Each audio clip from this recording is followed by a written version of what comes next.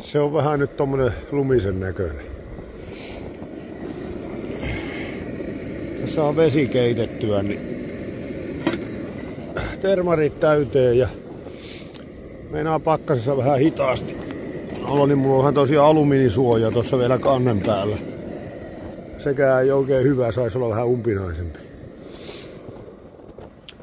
Alkaa telttaa kasailee. Makuupussi on vähän kuivamassa yön jäljiltä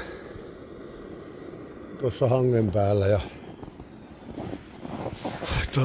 makuualustan, ilma-alustan mä tyhjäsin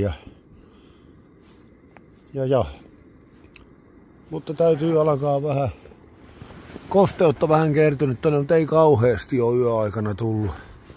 Illalla huomasin vaan, että mulla oli kiinni tää toisen puolen ilma-aukko. Onneksi huomasin ajoissa, että ei ollut koko